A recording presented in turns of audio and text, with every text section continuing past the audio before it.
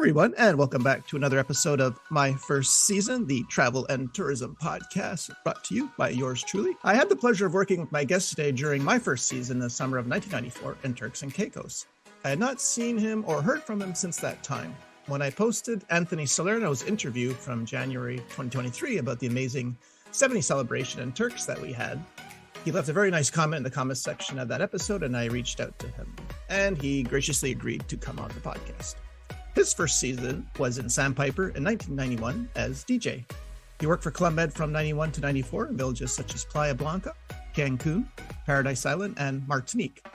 He also lived in Southeast Asia for 12 years, was married to a penthouse pet, has his own YouTube channel on personal audio called Head Karma, and lives with a 140-pound Presa Canario puppy. Who is this guy, and why do I want to be him so badly? Everyone, please help me welcome to my first season, Mr. Darren Wasson. Hey, Darren, how are you, sir? Greg, it's great to be here. I'm good. How are you, man? Oh, this is so crazy after all these years. Like I never thought I would be talking to you again. And so this is awesome for me personally. So thank you for coming on and agreeing to share your story. Absolutely. The wonders of social media. Yes. Is that crazy?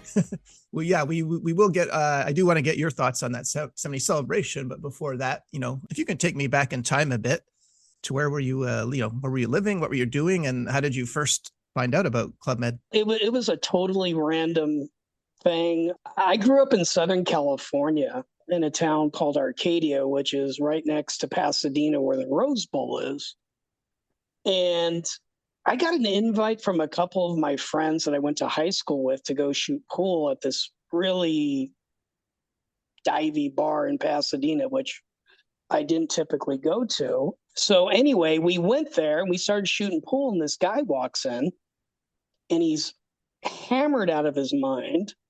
I just start talking to him, and he starts telling me that he works for this company called Club Med. And I'm like, yeah, I've seen commercials for that. Well, what's it about? And he's telling me about it. And, I didn't say anything, but I thought to myself, this guy's pretty trippy. If he can work for Club Med, I could definitely do it. And that's what planted the seed in my head, just talking to this dude. And and to this day, I don't know who it was. And he even mentioned to me that he wasn't sure if he was going to go back for another season or not. So that's how I got the idea. And then I reached out to Club Med, flew up to San Francisco, and the rest is history. And you had your interview there in San Francisco? Yeah, I had the interview, and then they gave me some literature, and I literally knew nothing about it other than it looked groovy on the commercials, And I looked through the brochure and I saw, hundreds and hundreds of properties that I could potentially go to. And then I saw the Florida one, and I'm like, yeah, I don't want to pick up my roots and move to Florida. And sure enough, that's where they wanted to send me. And I was literally going back and forth up until about the day before whether I was actually going to do it or not. You had applied directly for the DJ position, or that's where they put you? No, I had applied for the DJ position. I've been into music since I was like 4. One of my first vivid memories that I have is hearing Riders on the Storm by the Doors, and it just blowing my mind at 4 years old. So, yeah, there was nothing else at Club Med that I felt that I was capable of doing. And so I applied directly as the DJ job. Now, what do you remember about arriving at Sandpiper that first day? Do you remember anything? Yeah, I remember my first time going in to eat a meal. And I was lost. I didn't know anybody. I didn't know anything. And I was kind of just following around with every Geo that would, give me the time of day. And I walked in and I looked at all the food, and I looked at this Geo, and I'm like, we get to eat all this stuff? And he kind of laughs and he looks at me. He goes, dude, how'd you get this job? So, yeah, that was my first day. I didn't know anything. And I don't even remember who the chef de village was. He was Well, I doing think you told me Bernard Vigier, correct? No, Bernard Vigier came about 2 or 3 months after the fact, but there Oh, was another guy there when I first got started, and he was doing his stage, and he was an American guy, but for the life of me, I don't remember his name. okay. But if you ask Chris Wheel, he would know because Chris Okay. was there too. Yeah. Oh, nice. All right. And so did you settle in okay? Were you any culture shock at all from learning the Club Med lingo or anything like that? I would say that the biggest culture shock for me, yeah, I mean, the Club Med lingo, eventually I caught on to all that, in couple and the Yeah. various things, crack rooms, et cetera, et cetera. But I think the biggest culture shock for me was understanding the cultural differences between the various GMs. And as a DJ, being a DJ in Club Med is actually a pretty tough job because when you go visit the scuba diving shack or you go to the ski shack, you know what you're getting into. They're going because they want to go water skiing. And similarly, back home, when you go to a nightclub, you go to the nightclub because you know they play a specific type of music that you enjoy, whether it's hip hop or dance music or whatever. You go to that club for that music. At Club Med, it doesn't matter what you play, somebody doesn't like it. It doesn't matter what you do. Somebody always comes up and says, when are you going to play something good? Ouch, ouch. Okay. And So did you have a knack for dealing with those type of people? you got it pretty much on a nightly basis because, again, everybody had a different perception of what good meant. But I would say that the biggest problem was understanding what French people wanted, because they would come up to me in the nightclub and they would say, play some rock and roll. Oh, okay, I can play rock and roll. I'd put on Led Zeppelin or Pink Floyd or whatever, and they would look at me and give me a dirty look and walk away. I'm like, what the hell am I doing wrong here? And so fortunately for me, my first season, the previous season's DJ was still there doing snort picnics at Sandpiper. A very cool dude named Scott Budd. Scott, if you're listening, hello, I miss you. He took me under his wing and taught me pretty much everything about being a DJ at Club Med. He taught me how to beat mix. And he explained to me that when French people say rock and roll, they meant 50s rock and roll, like Bill Haley and the Comets, Rock Around the Clock, or The Twist and stuff like that. And so he would come in at night and help me, and he would put this stuff on. And it was, it was like a switch had been flipped. I'm like, oh, okay, that's what they mean by rock and roll. Because for me, you tell me to put on rock and roll, I'll put on Black Sabbath. And, I'm like, okay, you want to dance to rock and roll? Okay, knock yourself out. I don't know how you're going to dance to Sabbath, but okay. So yeah, I think that was my biggest culture shock. Just understanding the different cultures and what they enjoyed and what they didn't enjoy as far as music goes. Well, you brought up Scott Budd and the picnic, and in the pre-interview, you shared with me this hilarious story about porta potty and the picnic. So, would you mind telling us that story? Okay. Yeah. So, because being a DJ, you primarily work at night, and you mostly have your days free, unless you're doing Village or something else. The DJ typically got stuck doing picnics, helping out the picnic guy. So that's what I did. I got put into the co-picnic guy with Scott. At Sandpiper, we used to take this boat. I don't know, it was a good 45 minutes to an hour, if not longer. I don't even remember, but it was a trip up the intercoastal waterway into this deserted island that the only way to get there was by boat. We took a group one day, and some guy, I don't know who he was, decided to throw a lit cigarette butt into the porta potty. And, we're all sitting there drinking and cooking and laughing and dancing. And all of a sudden, all these porta potties just erupted in flames. And we were like, oh my God, what are we going to do? And, the GMs are panicking, and Scott and I are like, all right, let's go down to the beach and wait it out. So we all took them down to the beach and just kind of like sang Kumbaya and watched the porta potties go up in flames. But, the guests were very appreciative, and they thanked, at this point, Bernard was there as chef de village, and he thanked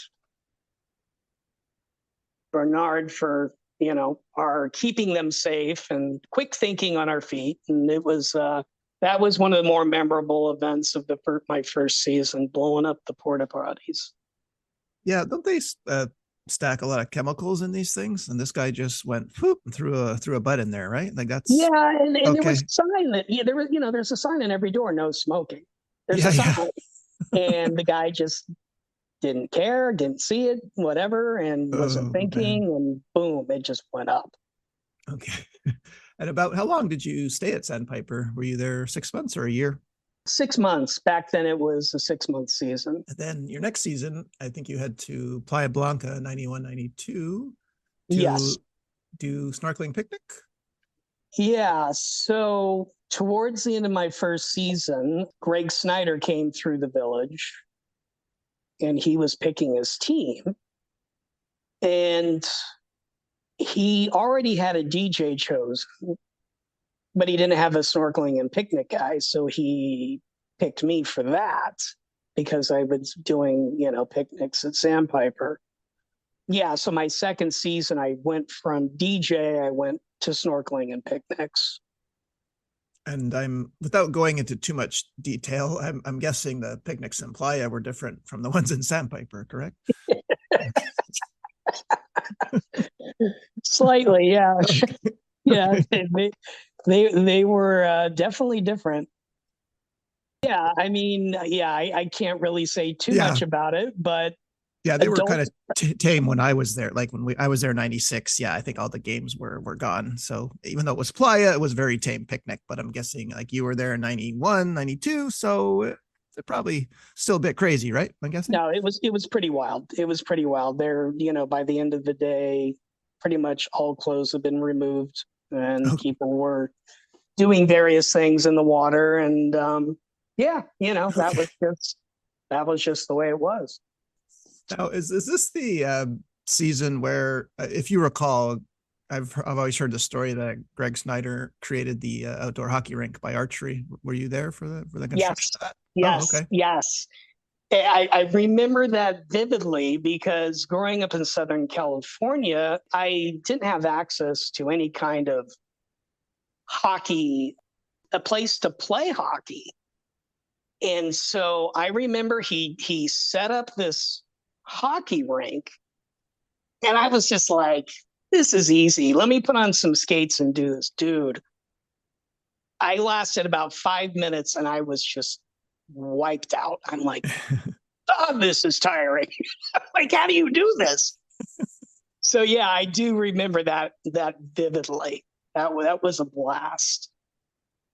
And I think you got tapped to be in a show here. Now you told me the show, and I was kind of surprised that Playa in 91 would have a show, such a wholesome show like this. I'm not missing anything. It was Snow White and the Seven Dwarfs, right? Like it was Snow White and the Seven Dwarfs, and it was the only season that I did where I was actually in a regular show. I mean, I'd do a show here, I'd do a show there. If somebody was sick, I'd fill in, but as actually a permanent member of the cast, it was the only season. And our chief of animation was a lovely lady named Tony Newman, and she had me playing one of the dwarves. Okay. I'm sorry. I don't mean to beat this to death, but it was okay. Playa was a singles village, correct? It was. There were no kids running around, so this seems like a Disney show for yeah, but just the main audience was adults, right? I mean, I don't know why Yeah, this, I'm no, there getting hung was up on this. Okay. Okay. no, it was definitely a very big party village back in 91, 92. It was definitely all adults. But that show and all the shows that Tony did went over very well. Okay. Yeah. No, yeah, no, I'm just amazed that, because I've done those shows before in family villages. That's just, I didn't think that anyone would do Snow White and Seven Dwarfs. And, well, yeah. Okay. Yeah, no, she did it and it went off well. And then we had a couple weeks there in Playa Blanca that was where the village was rented out by a gay and lesbian travel Atlantis, Atlantis. and Atlantis. Olivia, correct? Yeah, that was Atlantis. And I'll tell you, they were our best crowds. I mean, standing ovations after every show. It was fantastic. Yeah. Yeah, I never got to work at Club Med when I've always just missed the group, and almost every GO says the same thing. It was probably one of the best weeks they've ever had. Yeah, no, it was definitely a change of pace. And I would say it was like the only 2 weeks of my Club Med career where instead of me getting interviewed when I ate meals, I was doing the interviewing. Oh, really? Oh, really? Okay. Yeah, no, I mean, I was just curious. I'm like, have you always been gay? Or, just Okay. asking questions. I just didn't I wasn't really exposed to it before that. So yeah, no, it was an interesting experience. I'm guessing they were happy to answer your questions too, right? They were. They Yeah. they were, there was about a 50-50 split where some of the guys were, had at some point in their life been straight and then decided to not be straight.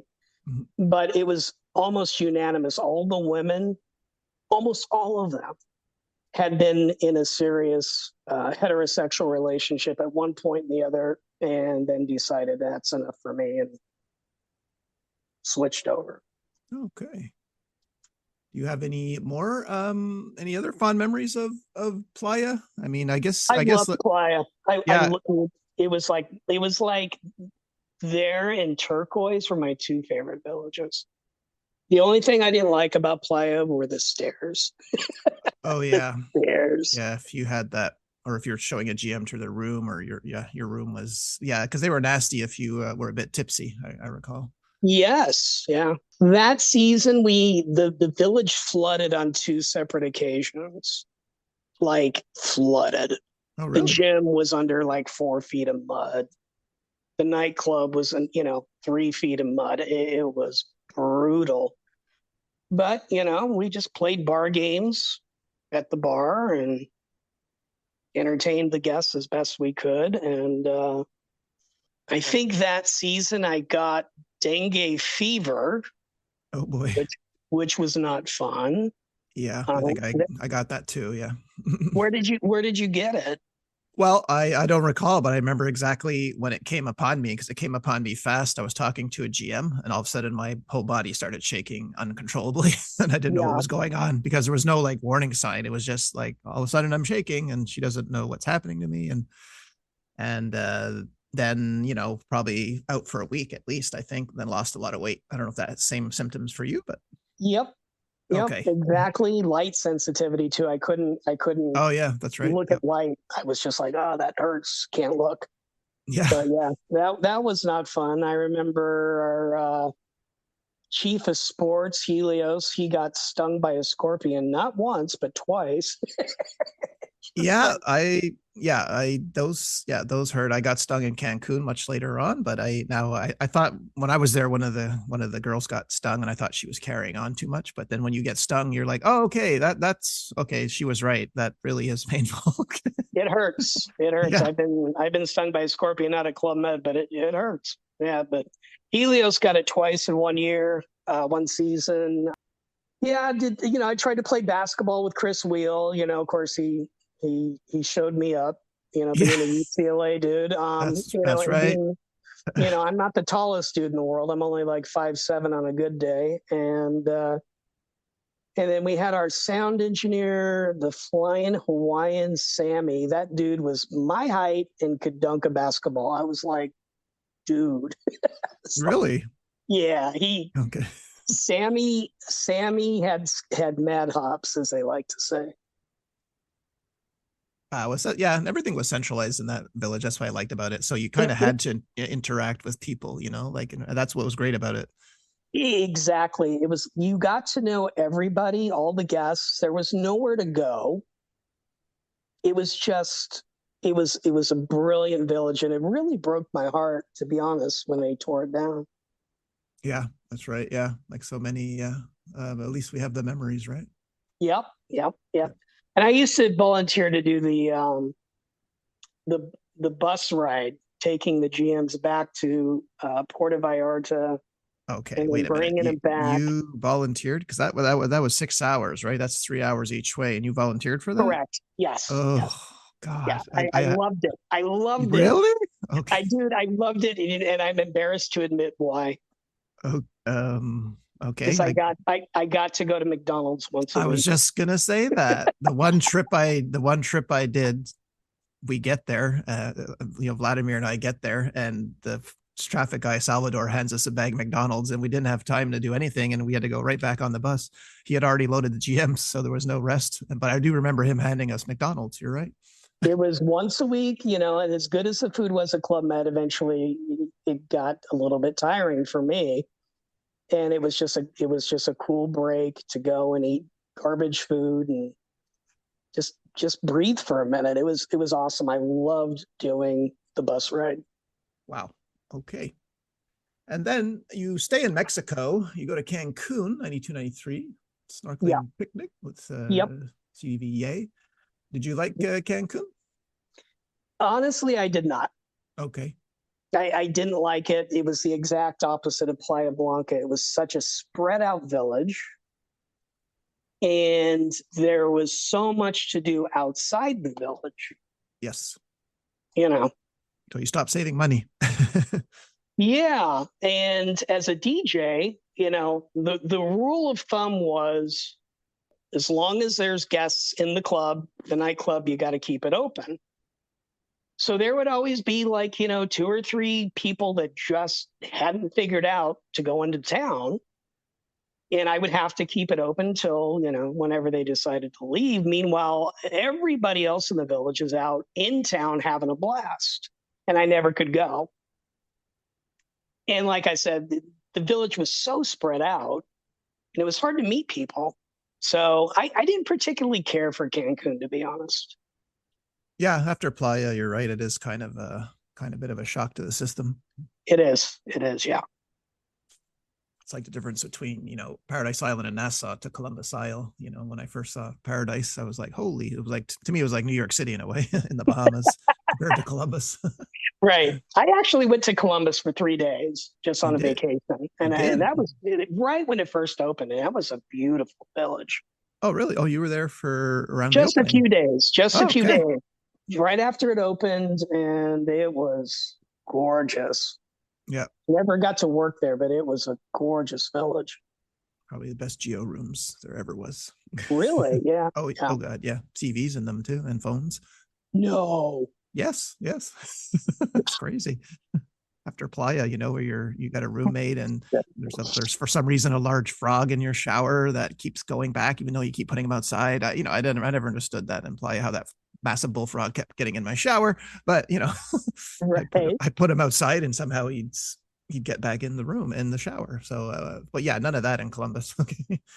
No, I loved Columbus just for the few days I was there, but Cancun was a bit rough. I only lasted there, I think,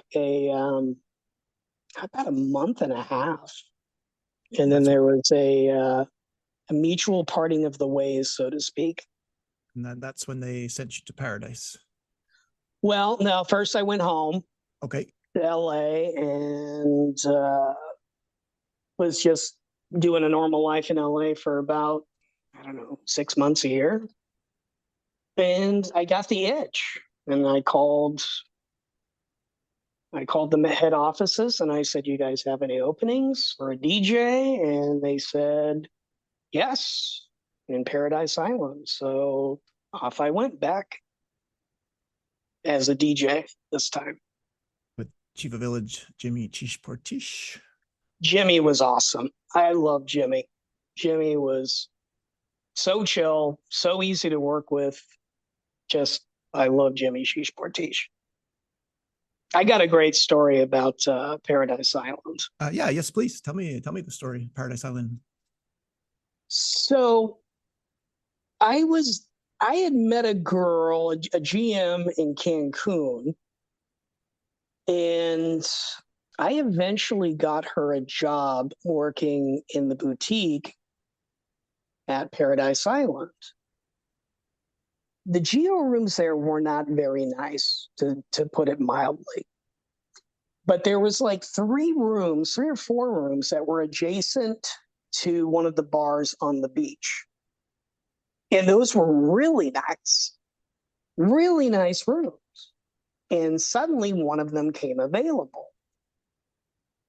And whoever was in charge of planning, I forget who it was, asked if we wanted that room. We're like, "Yeah, absolutely. This is a great room." And they say to us, "It's haunted." I'm like, "What?" They're like, "Yeah, the nurse that was in there before you, she refuses to go back and won't even talk about it." And I kind of like, okay, whatever. Yeah, no, well, yeah, we'll definitely take it. And my girlfriend at the time and we were there for like the balance of the season, which was a good 10, 11 months. She saw something I never did, but she woke me up one night. She says, there was a little boy sitting on top of a bookcase. Oh boy. Watching us sleep. Oh jeez. And I'm like, "What?" She goes, "Yeah." And she wasn't the type of person to, make stories up like that. Sorry, was she like visibly shaken a little? Like, Lynn was pretty unfazable. okay. She wasn't shaken. She was just, she took it in stride. She's like, "Yeah, he didn't bother us. He was just watching us."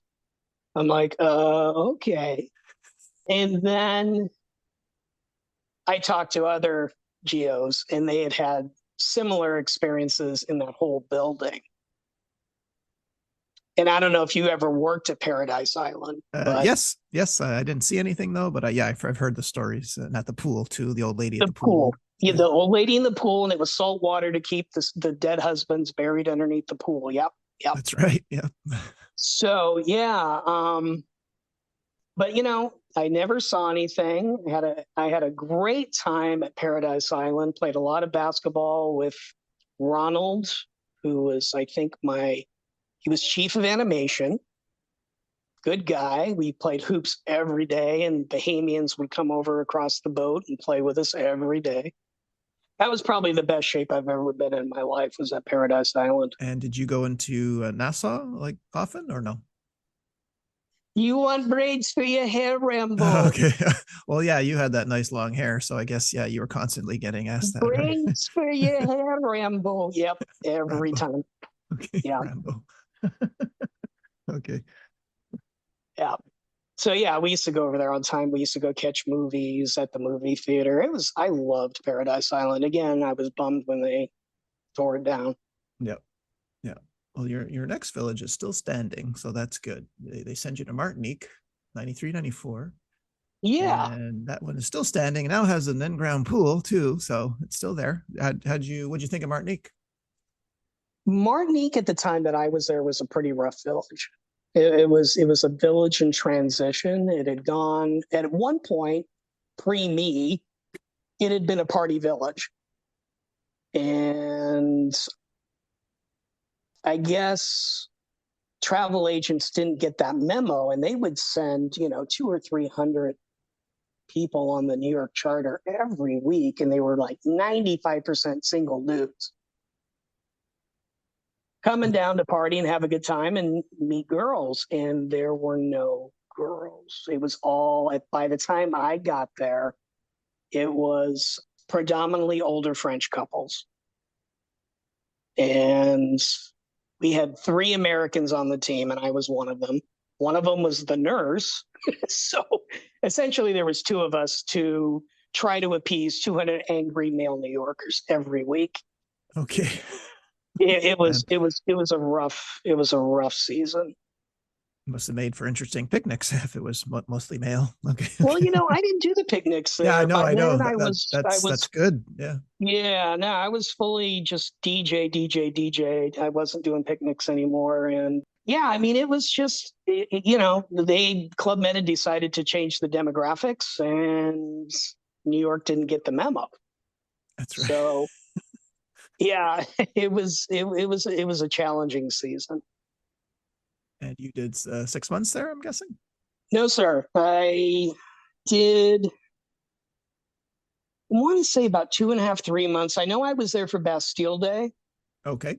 But our Geo team in general had, that season was like the lowest rated Geo team in the American zone. And so the chief of the American zone, Abdel, came down. And I knew him from Sandpiper my first year because that's where he lived. And he stopped me on the walkway one day and just said, "Hey, what's going on? What do you think the problem is here?" And I gave him my thoughts, and 2 days later, I'm on a plane to Turquoise. Okay. So I only lasted there about 2.5 months, and they transferred me to Turquoise. Okay. Yeah, this is where our paths cross. Yes. I believe you get to Turks in 93, 94. And by the way, I don't know if I mentioned this to you. I vividly remember eating lunch with you one day and a bunch of other people at the table. And I was newly arrived. And I remember, because people were always asking, GMs were always asking, "Hey, Darren, what was your favorite club so far? What's your favorite club?" And you said it was Turks. And I thought you were being very, very smart, because I thought you had to say it's always the one that you're in. But no. It's only when you leave you realize, like, for me, how magical that season was. Like, for me personally. Dude, I love Turks. Turks was fantastic. I loved that, and Playa were my 2 favorite villages by far. Yeah. So I'd like to hear your recollection of that the 70 celebration that Anthony Salerno helped set up for us, because first season I thought every Club Med was doing that summer. Yeah, I mean, it was a pretty wild week. Meeting Greg Brady, I think, was just, for me, it was like, dude, that's Greg Brady. That's right. Standing right there. Yeah. I grew up watching this guy, and here he is. Arnold Horshack, Ron Palillo, rest in peace. He was there. I played Scrabble with him one day, and he cheated to beat me. That's a true story, man. And you were at the Welcome Back Cotter Trivia, I guess, too, right? I don't remember if I was there for that, or I don't recall that, to be honest. But okay. No, Ron used a old English slang term for the female nether parts. Boy. Okay. And I'm like, dude, you can't use slang. He goes, yes, I can. And I'm arguing with him. And finally, he's the GM. I'm not. Okay, you win. Were you even playing Dirty Word Scrabble or no? Okay. No, I was playing it straight up by the book. You can't use slang and blah, blah, blah. And it was down to the final 5 or 6 tiles. And he had a Q, he had a U, and he decided to lay down this word. I'm like, dude, you can't use that word. Yes, I can. Okay. And, yeah. But also, someone asked you if they could kind of DJ. Who was it that asked you if they could just fill in or step behind, where you were working? Who was that again? That was the Indian in the Village People, Felipe Rose. That's right, Felipe. And did he crush it or get crushed? JP built that up for days and days and days. Oh, we're going to have Felipe Rose in the nightclub coming up, on Friday. Don't forget to be there. And then the next day he'd repeat it. The next day he'd repeat it until Friday it was time. And so I opened the nightclub as usual. And when it was time for him to take over, I turned a packed dance floor over to Felipe. And within a song and a half, he had cleared the floor. And he said something into the mic that I can't repeat and stormed out. And that was the end of Felipe Rose's DJ career. Wow. Okay. Yeah. There's more to DJing than just changing records. And I don't think he realized that. Yeah, it was a very discerning crowd too at Turks. So they liked what they liked. They knew what they wanted, and I guess. And Felipe is from New York, is he not? He is. He's a New Yorker. Okay. That's right. Yeah. Interesting. Okay. What else do you remember? Did you? Now you probably you've done a couple of seasons, so you weren't dumb like me. You knew this was a one-off thing, right? Probably wasn't going to happen again. Correct. The 70s week. Yeah, the 70s. Yeah. No, I was aware that this was it was a special thing. And the one thing, from my understanding, Henry Gross was there. And Yes. For the life of me, I never met him. I never saw him. I never heard him perform. Yeah, me neither. And, that song Shannon is one of the saddest songs ever written. Yes. It's a brutal song. Is it not about the Beach Boys dog dying, or am I getting this confused with another song? No, it's absolutely spot on. It's about a dog, Okay. And unless you really research it, you just assume it's about a girl, and there's a million love songs about girls, but this is about a dog that ran away and never to be seen again. And for someone who loves dogs, it's a crushing song. Yeah, I agree. Yeah. Wow. Did you run into Lyle Wagner? Because Lyle Wagner used to come sit with me in the Scuba Shack. Did you remember him? I do recall seeing him once or twice, yes, but Okay. I don't recall interacting with him. Okay. Were there any other events that I missed before I got there, like during that winter? No, Well, I can't remember, a lot of things. My memory is pretty bad, to be honest. I have that one story that I told you. I wouldn't mind saying it because I had met an exotic dancer, shall we say, from Arizona. Yep. And so to me, you were always the cool guy, like you were just so nonplussed about you're like, yeah, laid back, chill, the very definition. And so I met this GM, and she tried to get you to play a song that you didn't want to, and she said, "Well, I'll give you a lap dance," and you're like, "I'm good, okay." And of course, she was beautiful and all that. So not many people would have said that. Okay, so that's what I admired about you. You just like, no, I'm good. Like totally nonplussed. So that. So I always held you in that regard. Like, wow, I like to do that one day. Just. Say something cool like that to someone. Yeah, I mean, to be honest, I don't actually remember that conversation, Okay. but yeah, and I'm not sure I would be able to turn that down today, but Okay. back then I did. Yeah. Oh man. But yeah. no, I mean, the whole season, I loved that village. I loved the Geo team. It was just in something that I've never said to anybody before, but I'll say it here. Actually, that season was the beginning of the end of my Club Med days. Yeah, one season after that, correct? I ended up going back to Cancun, which again, I wasn't fond of the village. And it was the end of it for me, but the impetuous to even quit is I was at Turquoise, and I was out in the scrub brush. I don't know what the hell I was doing out there. And I came across a stray puppy just hiding in the scrub brush. And I picked this puppy up. He was just a solid ball of white. And it just hit me like a ton of bricks. I'm like, I miss having a dog. And that is the absolute only reason I quit Club Med, is because I wanted to have a dog. And I couldn't have one, and I had to put this poor dog back down in the scrub brush, and I never know what happened to him.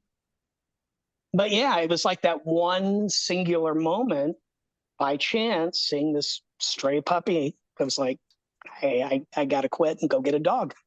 Yeah, well, my first season, I met, Scuba Gestion, and who's there but Scooby, the dog, like, who was an island dog. And I wound up, letting him sleep in my room at night, but, which was great that whole season. But I still remember trying to say goodbye to him. I was torn, like this was killing me. Like I get too attached to dogs. So Yep. I still remember him running after me, and I'm like, oh God, Oh man. or seeing him go to seeing him walk to breakfast, and if the beef Wellington was overcooked, he'd like turn his nose at it. He got so spoiled, near the end. Yeah, no, I mean, I actually started feeding this stray cat that used to hang out right around my room. And one of the perks, depending upon the village, but one of the perks of being the DJ is some villages like Turquoise, you get your own room. I didn't have a roommate. Okay. And so I used to sneak food out of, where we ate and put it in a plate and bring it to this cat.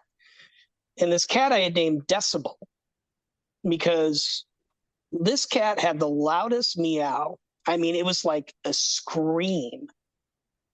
And he was totally wild. He wouldn't let me pet him. And I fed this cat for months and months. And finally, about 2 weeks before I left, he finally let me pet him. And it was like, oh, this is so cool. And I spent like 6 months working on him, trying to get him to trust me. And I finally did it. And then I had to leave.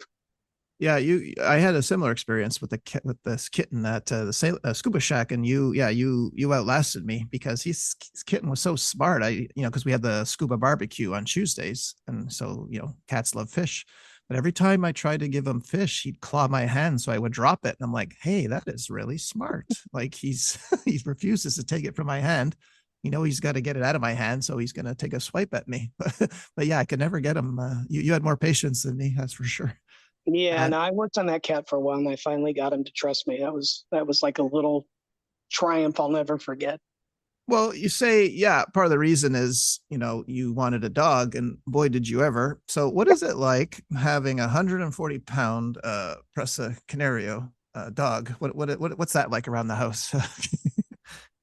Can you have nice things, Darren, is what I'm asking. Well, I do have nice things, and they're blocked off so he can't get to them. Okay. He's still a puppy, and he just, he's a puppy. He runs and gets excited, and he jumps on you and licks you and gets all fired up, except he's 140 pounds. And it's like, oh. Now, I know this dog hails from Spain, right? So Spanish breed, Mastiff. So were they bred for any particular purpose back then? Yeah, they were. They originate from the Canary Islands, which is owned by Spain, but it's actually closer to North Africa than it is Spain. And they originally were bred to protect farms and livestock from feral dogs and wolves and et cetera, et cetera.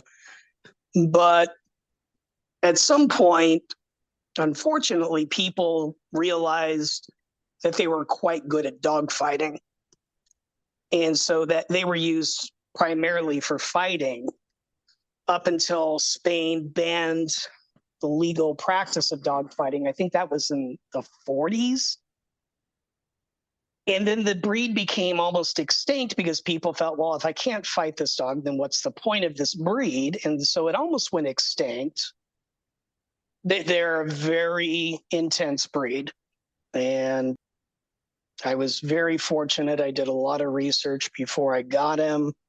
I tried to find the best breeder that bred not only for looks, but for the kind of temperament I wanted. And Well, he's yeah. Can I just interject? I'm looking at their temperament right now. So I've never seen these words put together. So it says the breed of dog's temperament is suspicious, stubborn, strong willed, dominant, yet gentle and calm. Would that check, describe check, yours? check, check, and check. Oh, okay.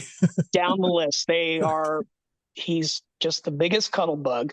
He loves me. I love him. He lays in my lap, all 140 pounds of him. But if he doesn't know you, he'll try to tear your head off. Okay.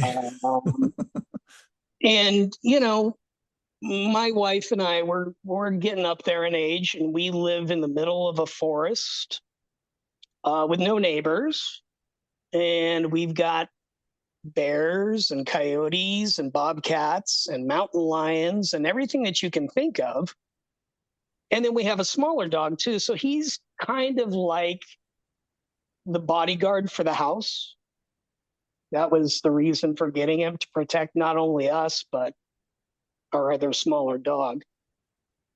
So yeah, he's a lot of work, but he's an awesome dog. He is such a sweetheart.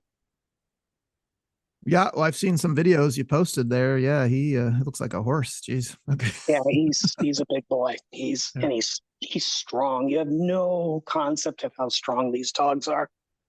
There was a sad story a couple years, well, about 15 years now, I guess it's been, where a lady in San Francisco got attacked and killed by two dogs, and they were presses. Okay.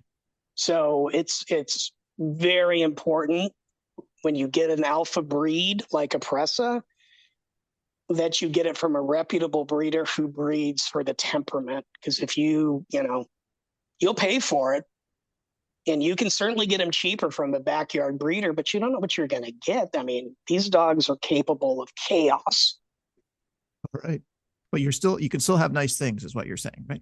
Yeah, Okay. I've got a lot of good audio gear, and I keep it behind a large puppy gate, and knock on wood, he hasn't messed with it. Oh, yeah. Speaking of audio gear, would you have a couple minutes to tell me about Head Karma, your YouTube channel? Yeah. Yeah. So being a DJ and being into music since I was a little kid, once I got out of Club Med, and I really got into, I hate to use the term audiophile because it's kind of a dirty word, but I guess in the truest definition of the term, I guess I fit that description. I guess I'm an audiophile.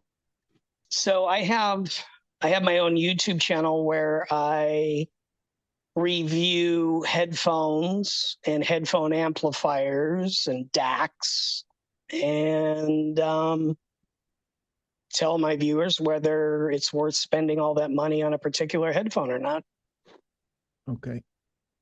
And yeah, we will put the link in your show notes so people can come find it and subscribe.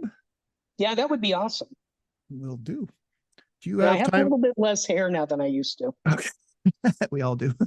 We're getting, like Billy Crystal said in City Slickers, you're getting hair where you don't want hair, and you're losing hair where you want hair, right? Okay. Amen, Billy. You got time for me a couple more Club Med questions? Sure. So I was just curious, like you mentioned Jimmy Tish Portish, but were there other GOs or chief of service or anyone that you enjoyed working with? Oh, regular? God. Yeah, I mean, Eric Goldberg. Oh, yeah. He was my animator at Sandpiper. Him and I got along great. Had a blast with him in the bar. We used to play bar games, just blow people's minds. I had a great time with Eric. I went to a Raiders game with him after Club Med. Richard Light, oddly enough, he was the light guy. That's his real last name. Oh, really? Okay. I thought that was Yeah, his name on his badge. Okay. Richard Darren Lights. DJ, Yeah. Greg Scuba, whatever. His name is actually Light, Wow. and he was the light engineer. And we worked together. He was at Turquoise with us, I think. Oh, really? Okay. I think so. Yeah, Richard was lights at Turquoise. Had a great time with him. I mentioned Ronald, Chris Wheel, Red, Doreen and Darlene from Paradise Island. I mean, there's a lot of people, and I know I'm forgetting. Oh no, I know. Yeah, don't send them angry emails, people. Okay, it's been a long time. Yeah. Have you, like, I know you traveled extensively, right? Like you lived in Southeast Asia for 11 years, but is there anything like today, like, do you find yourself missing about Club Med? Like, does it have to be three things? Is there anything that comes to mind that you miss? At this point in my life, no. Mm-hmm. I've mellowed out considerably, and I'm just kind of a quiet, private person at this point in my life, and I don't really miss it, but I'm glad I did it. It was right up there in the top 3 of the best things I ever did in my life. You know, it really opened my eyes to, every week I would go to the Puerto Vallarta airport and pick up 500 pale, stressed out, angry, pissed off guests. And then a week later, I would take that same group back, and they were laughing and smiling and handing me their phone numbers. And they were tan and they were relaxed. And it was a pleasure to see the transformation of what happens when people can live their lives as they should, instead of being under the pressure of the day-to-day grind. So I loved it. I don't think I'd want to do it at this point in my life, though. Yeah, I'd much rather go as a guest now. Okay. Yeah, absolutely. Absolutely.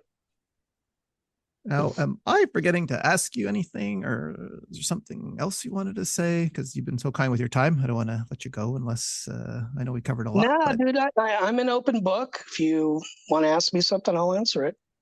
Yeah, I mean, I went and lived over in Southeast Asia for 11 years after Club Med, and you met Hugo Weaving, right? Who played Agent Smith in The Matrix, and you hung out with him for 2 weeks in Thailand. I did. What a nice guy. What a nice human being. Just a humble, kind. His whole family was just lovely. I'd gone over there by myself on like one of these tour packages, and I got into the bus, and then 7 people followed me in, and I turned around and looked at them, and there was like 4 kids and 4 adults, and I looking at them, and then there's this one guy, and I'm like, "You're the dude from The Matrix." And I spent the next 2 weeks with this group of people, and they invited me everywhere. They included me in everything. And he is such a wonderful, kind human being. And, seeing him as Agent Smith in The Matrix, you would think, oh, this guy is evil. He's like the exact opposite of his character. He's just the nicest dude. Okay, so you can meet your heroes, is what you're saying. Sometimes you can, yeah. Yeah, wow. no, that's an interesting story. My favorite baseball player used to be this guy named Eric Davis, who played for the Reds. And I was in a restaurant in LA one night. I saw him standing at the bar. And my wife at the time goes, "Why don't you go talk to him?" I'm like, "I can't." She goes, "Why?" And I'm like, "Because if he's an asshole, then I can't like him anymore." So I never did go talk to him. But now Hugo was awesome. Yeah, you're right. Because sometimes it doesn't get any better than that, right? Like you don't want to have that bad encounter. So no, you don't. Yeah. One of my favorite musicians, I knew where he hung out, and he was there every night when he wasn't on tour.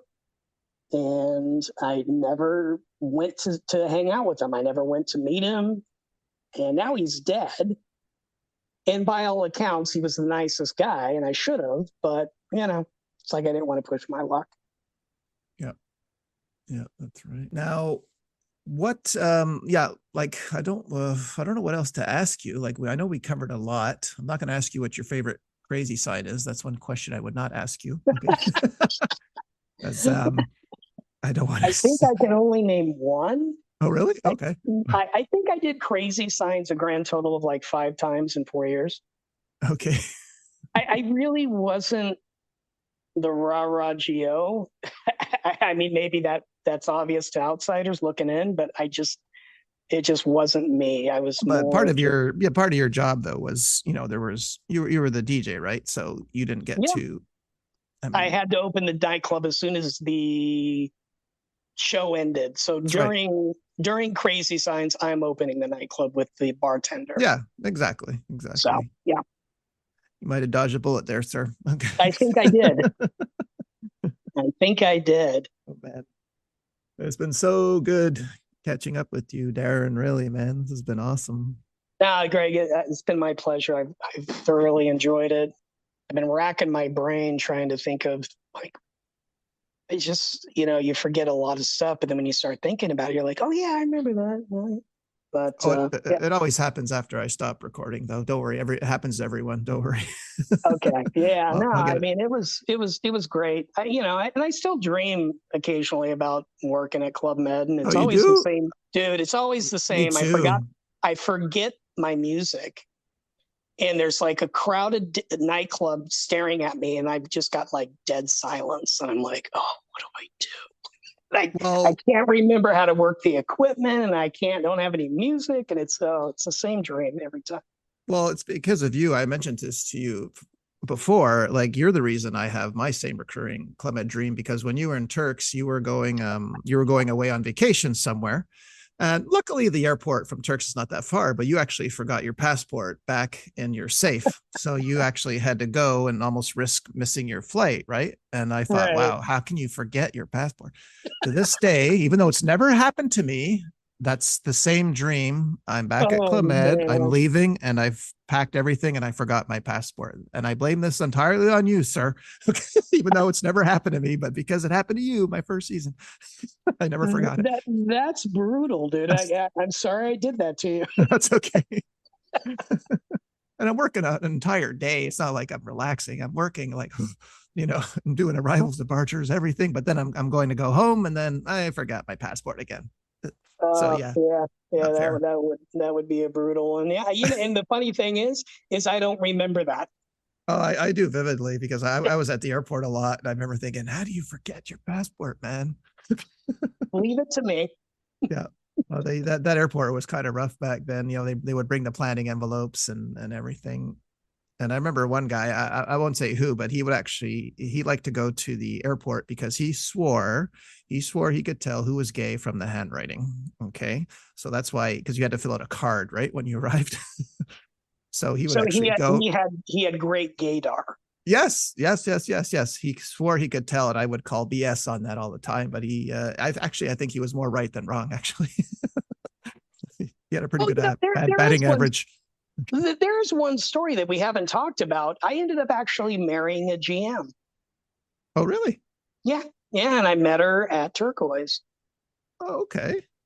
Wow. So yeah, I mean, typical story. And after the 1 week was over, we kind of lost track for 20 something years. And then one day I get a message on Facebook from her. We start typing and then more typing and then phone calls and then coming to visit. And we've been married for 8 years. Good Lord, that's a great story. Yeah. Yeah. I Wow, think she'd be man. angry if I didn't mention her. Okay. No, that's amazing. That's I mean, I don't think I know anyone else who's had that exact story. No, I mean, Chris and God, what's Chris's wife's name? Chris Wheel's wife. Can't remember. Sorry. I can't remember her name either. Anyway, yeah, they met their first season, but now this is Michelle's was a GM and came in the New York charter, and yeah, Wow. all these years later. So Club Med definitely had a major impact on my life. Yeah, me as well, sir. Me as well. Yeah, Well, man, geez, I want to thank you so much again, Darren, for sharing your story with us here today. It's been awesome. absolutely, it's been awesome. I appreciate it, Greg. Everyone, that was Darren Wasson, and we'll see you next week with another installment of my first season. Here's where we say our goodbyes, Darren. See you later. All right, Greg. Thank you. I'll catch you guys later.